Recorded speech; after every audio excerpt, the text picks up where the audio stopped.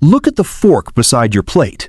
Today, eating without one can make you look rude. But around 1,000 years ago, using a fork in parts of Europe could make you look vain, ridiculous, and even sinful. When a Byzantine noblewoman appeared at a Venetian banquet with a tiny golden fork, a powerful churchman condemned her extravagant way of eating. The logic was simple. God had already given humans fingers, so why would anyone need artificial fingers made of metal? But here is the strange part. The fork was not new. Other cultures had already used versions of it for centuries. Western Europe simply refused to accept it, and the reason had almost nothing to do with whether the fork actually worked. The famous story begins in Venice around the 11th century, when a Byzantine bride arrived from the wealthy Eastern Empire. Sources disagree about exactly which princess the story refers to, but they agree on the object that shocked the people around her: a small, two-pronged fork, possibly made of solid gold. At dinner, servants cut her food into small pieces. Then, instead of touching those pieces with her fingers, she lifted them with the fork. To us, this looks completely normal, but to some of the Venetians watching her, it looked absurdly delicate. A churchman named Peter Damian later attacked her luxurious habits. She was behaving as though ordinary human hands were not good enough for her food. Then the story became darker. The woman later died during an outbreak of disease. The fork did not kill her, but to people who already hated her foreign luxury, her death looked like punishment. A simple eating tool had become evidence of pride, and pride was a sin. Now, there is an important detail. The medieval church did not create a universal law banning forks. There was no European police force searching homes for illegal cutlery, and the phrase devil's tool is more dramatic than the surviving evidence allows us to prove literally. But the hostility was real.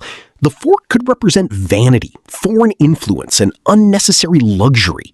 Its shape did not help, as the word fork comes from the Latin word furca, which referred to a forked tool like a pitchfork, and a tiny two-pronged fork could easily resemble the object later shown in the hands of the devil. But the deeper problem was not its shape. The deeper problem was that most Europeans saw no reason to use it, because they already had everything they believed they needed. Before the fork became common, a European table usually depended on 3 basic tools: a knife, a spoon, and your hands. The knife cut meat, the spoon handled soups, sauces, and soft food, while your fingers did almost everything else. People often carried their own knives, so food could be placed in shared dishes, cut into pieces, and taken by hand. And this was not automatically considered disgusting. There were rules. You were expected to use particular fingers, avoid grabbing too much, and keep your hands reasonably clean, meaning eating with your hands could still be controlled and polite. So imagine someone arriving at dinner with a tiny golden device because they refused to touch their own food. To many people, the fork did not look hygienic. It looked pretentious. It was the medieval equivalent of bringing silver tweezers to eat a slice of pizza, as the fork was solving a problem most people did not believe existed. This is where the history becomes more complicated, as fork-shaped tools had existed in the ancient world.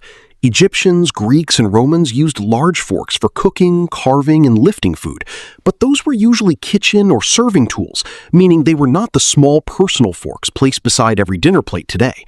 The personal table fork became associated with wealthy households in the Middle East and the Byzantine Empire. There, using a small fork at a banquet was not an insult to God. It was simply another way to eat. So the fork's real story is not the story of a sudden invention, but it is the story of an object crossing cultural borders. The same tool could look sophisticated in Constantinople and ridiculous in Western Europe, and when it crossed into Italy, that difference created a fight that lasted for centuries. Italy had strong trade and cultural connections with the Eastern Mediterranean that made Italian cities more exposed to Byzantine habits, foods, and luxury goods. Slowly, forks began appearing in wealthy Italian households. They were still expensive, they were still symbols of status, but they were also becoming useful. One reason may have been pasta, as long, slippery strands were difficult to control with fingers, a knife, or a simple wooden spike, while a small fork could lift and twist them with far less mess. The object once mocked as unnecessary finally had a food that made it look practical. But early forks were not perfect. Many had only two long, straight tines, meaning they were good for stabbing a piece of meat, but they were much worse at collecting peas, rice, or loose pieces of food, and putting two sharp metal spikes into your mouth required some care. Over time, the design changed, as two tines became three, then four, and the tines became shorter and slightly curved. The dangerous miniature pitchfork slowly became the familiar utensil in your kitchen drawer. By the early 17th century, forks were becoming normal among wealthy Italians. Then an English traveler named Thomas Coriat visited Italy.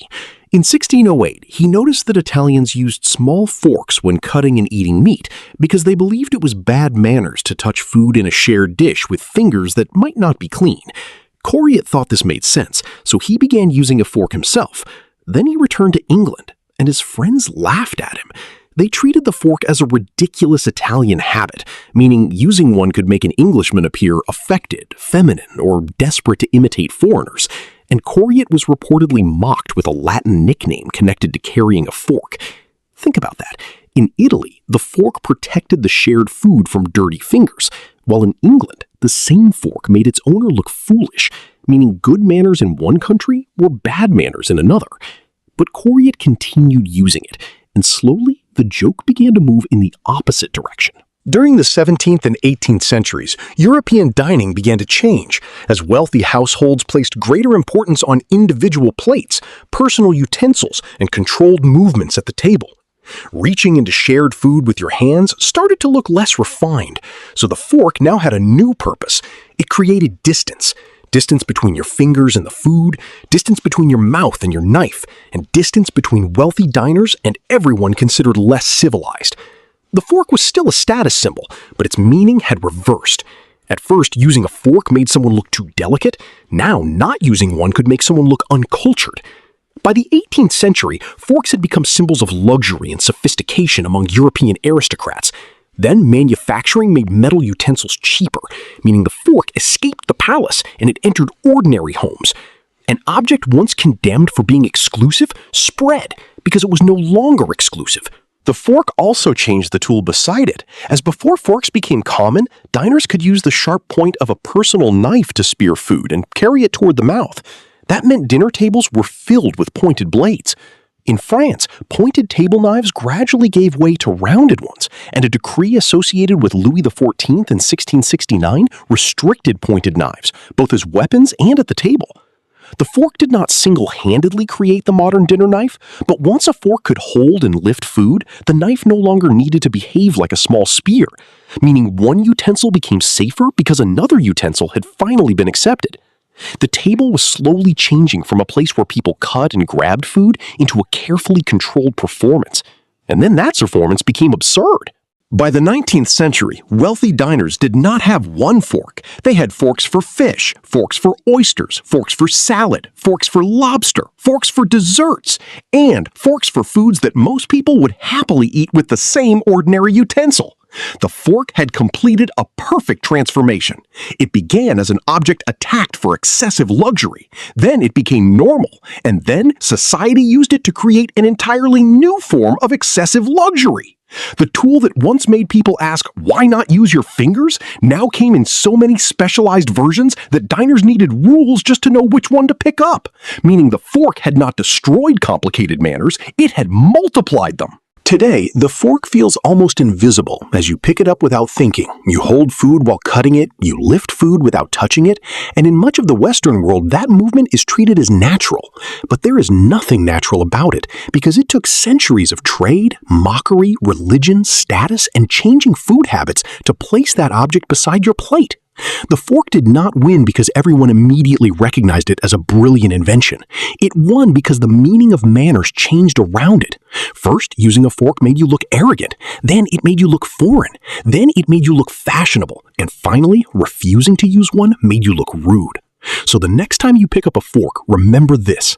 The so-called devil's tool did not conquer Europe by force. It simply stayed on the table long enough for everyone using their fingers to become the strange ones.